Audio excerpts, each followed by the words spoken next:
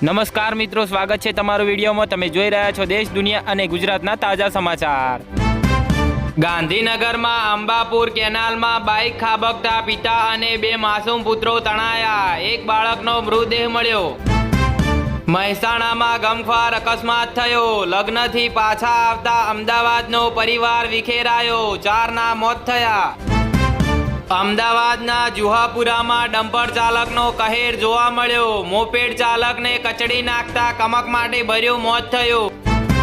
વડોદરામાં અનોખો ચુકાદો જોવા મળ્યો, 35 વર્ષથી ગુમ પતિને કોર્ટે સિવિલ ડેથ જાહેર કર્યો, મહિલાને મળશે મરણ દાખલો। આજથી 6 દિવસ રેલવે વ્યવહારને અસર, સૌરાષ્ટ્ર રૂટની અમુક ટ્રેન રદ તો ઘણી મોડી પડશે। 16 નવી સરકારી કોલેજો બનવાથી ગુજરાતમાં આર્ટ્સ, સાયન્સ, કોમર્સની 3000 જેટલી બેઠકો વધશે।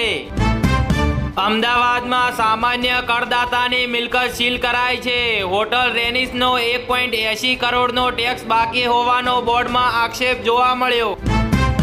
અમદાવાદના વસ્ત્રાલમાં સોનું ચાંદી નહીં, દૂધચોરના આતંકથી લોકો કંટાળ્યા। અમદાવાદ જનમાર્ગ લિમિટેડ સંચાલિત BRTSની બસોમાં 5 વર્ષમાં 79,000થી વધુ બ્રેકડાઉન નોંધાયા। આત્મનિર્ભરતાની વાતો વચ્ચે અમદાવાદ મ્યુનિસિપાલ પર 3141 કરોડનું દેવું, વાર્ષિક હિસાબ રજૂ કરાતા નથી। પંચમહાલ ગોધરામાં લુખ્ખા તત્વોનો આતંક, વોરવાડમાં મોડી રાત્રે બાઇક સવારોએ ગાડીઓના કાચ ફોડ્યા। સુરેન્દ્રનગરમાં લગ્ન નોંધણીના નવા કાયદાને ઝાલાવાડના સામાજિક અગ્રણીઓએ આવકાર્યો। આણંદમાં વિદ્યાર્થીની ઉપર દુષ્કર્મ આચરનાર લંપટ શિક્ષક શૈલેષ રાઠવા ઝડપાયો। આણંદના NRIને અમદાવાદમાં હની ટ્રેપમાં ફસાવી ₹20 લાખ પડાવ્યા। સુરેન્દ્રનગરમાં સાયલા નજીક લાકડાની આડમાં ₹49 લાખનો વિદેશી દારૂ ભરેલી ટ્રક ઝડપાઈ। નડિયાદ મનપામાં સલૂણ બજાર અને ગાજીપુર મસ્જિદ પાસે 4 દુકાન સીલ કરાઈ। મોરબીમાં છરી ઝીંકી સોની વેપારીની હત્યા કરવામાં આવી, સોની બજાર રોષપૂર્ણ બંધ કરાયો।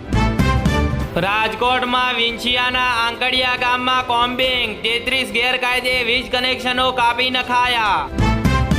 આણંદમાં કમળા ચોકડી પાસેથી કારમાંથી બિયરના 288 ટીન ઝડપાયા।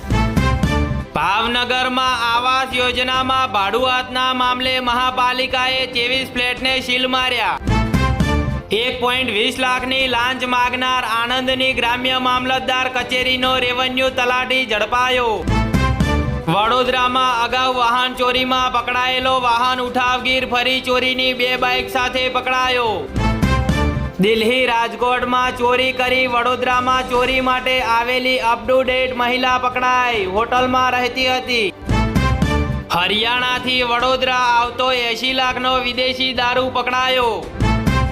કલોલમાં 50,000 રૂપિયાની લાંચ લેતા સિનિયર સહિત 2 સર્વેયર પકડાયા।